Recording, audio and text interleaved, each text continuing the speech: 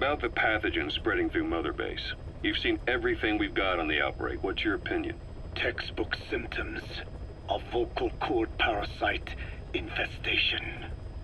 And judging from this casualty list, it is the Kikongo strain, meaning a breed of parasite that triggers symptoms upon detecting pronunciation specific to Kikongo. So our Kikongo-speaking staff are at risk? Quite so. He's right. All the victims do speak Kikongo. So they can survive if they just use another language? There is no guarantee. You're only dealing with the Kikongo strain. Other language strains may be present. You well know he was teaching them languages from all over the world. The Devil's House. Nzoya Badiabulu. There is no way to know how many strains he has at his disposal. So how do we keep them from becoming symptomatic? You mentioned using microbes. Use this. A type of Wolbachia, introduced to a sample of the parasite. Wolbachia? A parasitic bacteria that colonizes the parasites, turning male to female and preventing copulation. You must cultivate more. What have you done with the infected bodies? Cremated to stop the spread of infection, but we did keep a few for study. Good. Take this sample, grind it to a pulp, and introduce it to the larvae now nesting in the dead. The Wolbachia will multiply rapidly within those larvae. They're soldiers, not some petri dish. Conventional cultivation methods will take too long. Extract the Wolbachia from those larvae and vaccinate your men. Kikongo speakers first. This is the fastest, surest way. No one is to speak a word of Kikongo until the Wolbachia are safely inside them. I will instruct your medical staff in detail on site. You have the appropriate facilities. Yes, but do not worry. I made a pact with your bit de Holone on the honor of the Dene. I speak no lies. Keep an eye on him. Will do. Follow me. I'll take you to the medical team. Now, we must wait for the Wolbachia to multiply in the larvae. How is the disease transmitted? If it's carried by insects or rodents, then... There is no intermediate host. So... The vocal cord parasites lay their eggs in the larynx of the host. Most hatch and migrate to the lungs, but some are transported to the mouth through ciliary movement, mixing in with saliva. Saliva. Droplet transmission. Sneezing, coughing. Any food or water containing infected saliva. It would spread fast. Indeed. And when the larvae migrate to the lungs, symptoms can resemble the early stages of a cold, making it easy to infect others. Meaning a simple conversation would be enough to pass it on. All right, so what happens after the larvae migrate to the lungs? It is as I said before. They mature by feeding on alveolar tissue. It is only then that noticeable symptoms appear in the host. And by that point, it's too late. He's infected everyone else. It's one hell of a weapon you've created. That is what Blag Anna wanted. Something that would spread easily. In truth, he's not the reason. But we will discuss that another time. The Wolbachia have multiplied. We're preparing to extract them and begin vaccinating. But is this really the only way? Sure, it'll prevent infection, but the cost? You would rather remove their vocal cords? No. Tactical communication's a linchpin of what we do. What if we were to ban the use of Kikongo? Insufficient. First, there's no guarantee that only the Kikongo strain is here.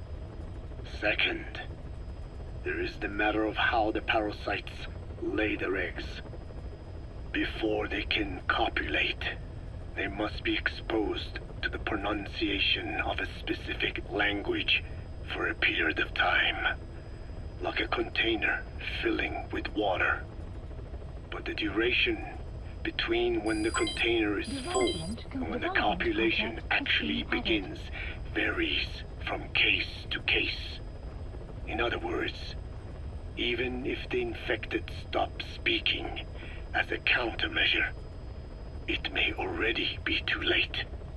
The only true solution is to prevent copulation through the Wolbachia, or by physically removing the affected tissue. Do any anti-parasitics work? It sounds as though you have already tried. Yeah. We tried every one there is, and nothing. I have yet to find a medicine that can remove the parasites. At best, it temporarily covers their ears. Why is that? Because the parasites are companions to us. To remove them inevitably harms the host. Companions? More than you think. And this is why the human immune system cannot eliminate them. We've inoculated the staff with Wolbachia to keep them from becoming symptomatic. That should also contain the infection. How did this happen in the first place? It has to have been a Cypher spy within our ranks. If this is so, then why the Kikongo strain?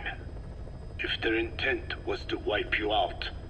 Skullface said the remaining English parasite was close to the boss. If this latest strain was his doing, he wouldn't have tipped his hand. It is possible someone brought eggs onto the base without knowing. Stuck to their shoes, clothing. Now that makes the most sense to me. And where did the eggs come from? You mentioned that your boss visited Nzoya Badiopulu. Sure, but his gear's disinfected immediately upon return. Then he was not the carrier. And not just the boss.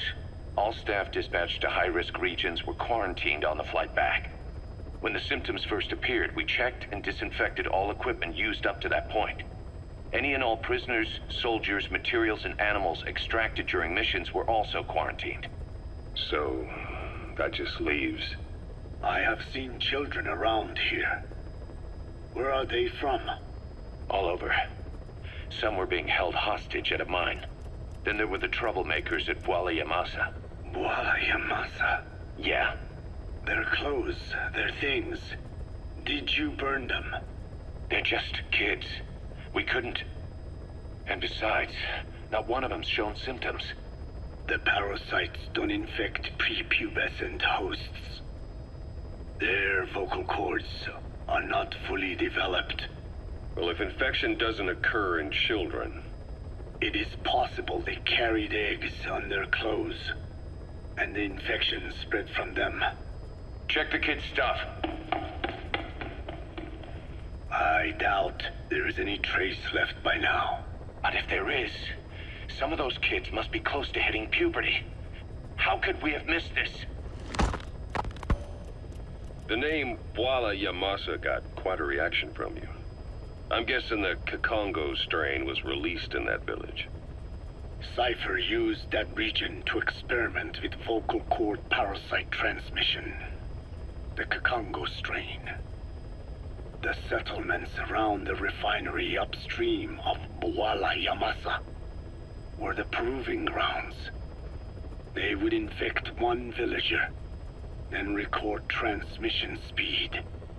Dangerous work. If they failed to contain the infection, it would slip into the surrounding regions. At which point the world found out about the parasites, making them useless as a weapon. Incredible they'd risk such a thing. The test site was densely populated too.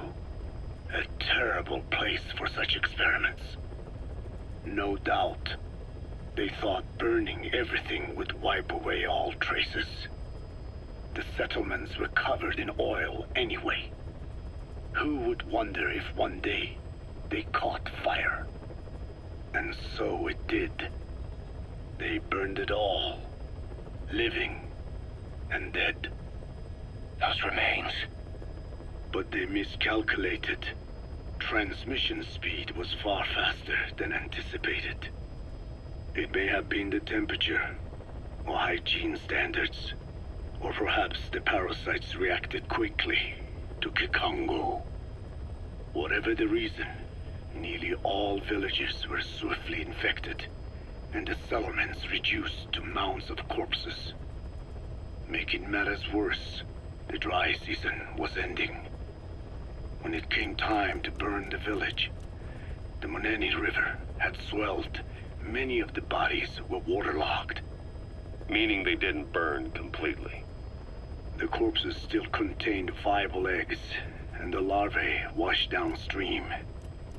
And when the people downstream drank that water, That marked the end for Bwala Yamasa. I learned all of this at the mansion. I warned him of the risk of eggs getting out. And? We are prepared for any eventuality. I get it. Putting the oil field back online. The oil leaks, saner. They plan to pollute the river, prevent the spread of infection. But the oil flow was stopped, and downstream the people of Masa village started using the water again. The PF soldiers deployed at the village were locals, spoke Kikongo. They were infected, and the kids survived. I've heard enough. And who stopped the flow of oil? Don't. We did. That confirms it. The source of the Kikongo strain infection was Masa village. And the children brought it here. It is no one's fault. There is no blame to be cast. The parasites, they were tested in other regions? Their physiology requires that they be tested under varied conditions. Another test site was in Afghanistan. So it was the parasites there. Both the Pashto and Tajik languages are spoken in the mountains of Afghanistan, and population density is low. Ideal testing grounds for how accurately the parasites target only the specified language. It is also relatively easy to prevent the spread of infection. And the results? The first test, I am told, was a success. Once the Pashtun Mujahideen were infected with the Pashto strain, they were all but wiped out. The Hamid fighters at Smasei Fort. It was doubly successful. No Tajik Mujahideen or Soviet soldiers became symptomatic. So the parasites proved to be effective. What about the second test? Also supposedly a success. A Pashtun village was the target. However, the original aim was to obtain samples of the infected. In this, they failed. And the village? The Soviets enacted a standard scorched earth operation. That must have been the village where Malak lived, before being held captive at La Marjate Palace. Having had more time to think on it, the details shared with me may have been false.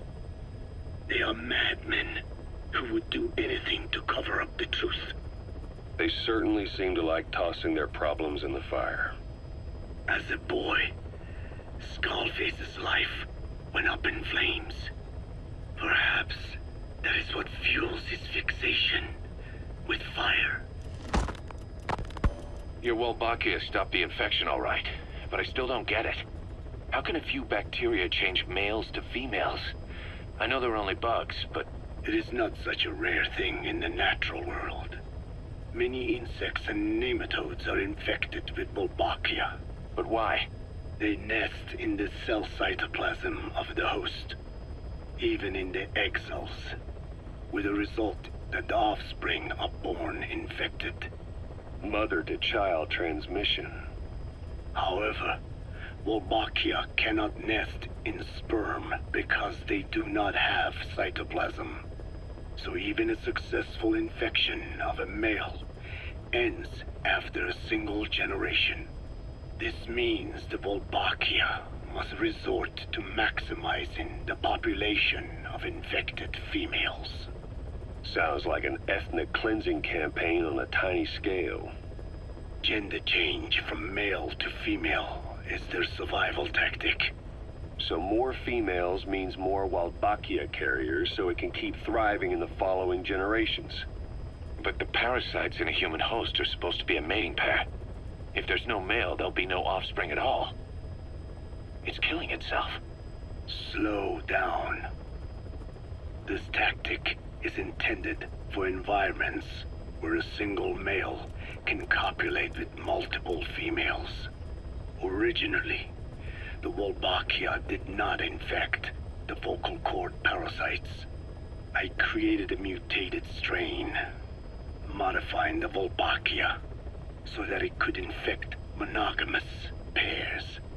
The Wolbachia's greatest multiplying tactic, the male-to-female change, worked against itself in the monogamous parasites.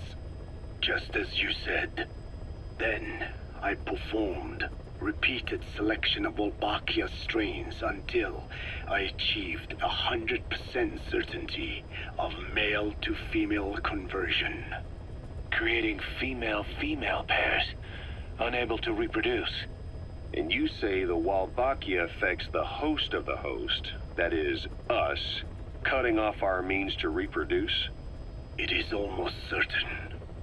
Of course, we will not turn female. After all, mammals possess no natural gender-changing function. But some Wolbachia strains can cause cytoplasmic incompatibility in the host. Is that some cell deformity? Put simply, it means the altered sperm of infected males kill the female's egg on contact. And that's happened to us? Yes. And yet, what occurs in humans is not just simple CI. To date, there are no cases of Wolbachia affecting humans. The fact that this strain causes this effect, is it the vocal cord parasite's affinity with humans? I do not know enough to say for sure. So the parasite warps the host. Reminds me of what Skullface said. It is the way of all organisms to create their own optimal environment. Just look at you and this base. Organisms that cannot do this are doomed to extinction. The difference with parasites is that their environment is another organism. That creates a connection between life and life. Parasitism, symbiosis, or death. In this way, the host too is challenged to adapt. So what were they doing at Nzoya Badia, Baloo? That facility with all the people laid out in rows? The abandoned factory Shabani was held in. It is precisely as you guessed.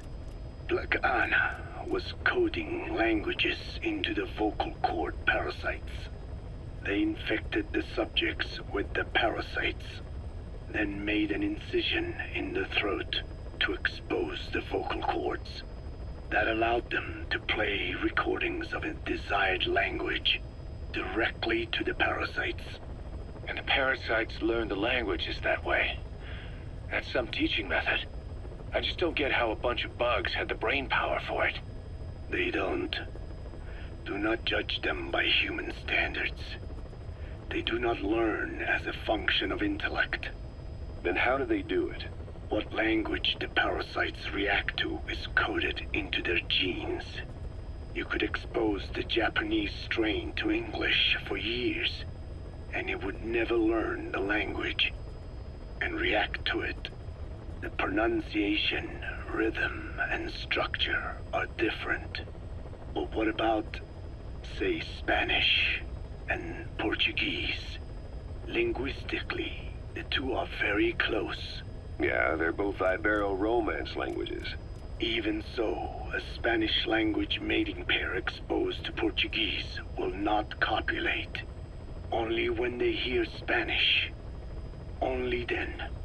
And the majority of their offspring will be the same. So it's a literal case of a mother tongue. But if that's so, I don't see how the different strains can be created in the first place. Well, among the many thousands of offspring, there may be just a few that react to Portuguese. You're talking about mutations.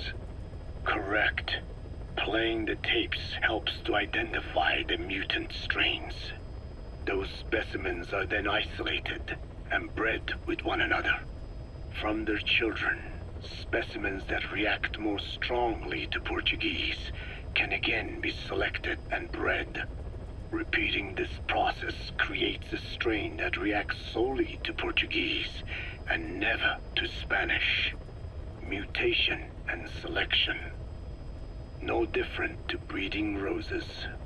So you kept increasing the change over the generations, adapting them to languages from all over the world. Must have taken a hell of a lot of patience. More like patience.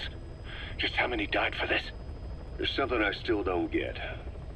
In order to tell which larvae will react to Portuguese, you'd have to let them develop and then see which copulate. That means you'd need tens of thousands of guinea pigs. There's no way you could do that in a facility that small. For normal, selective breeding methods, you would be right.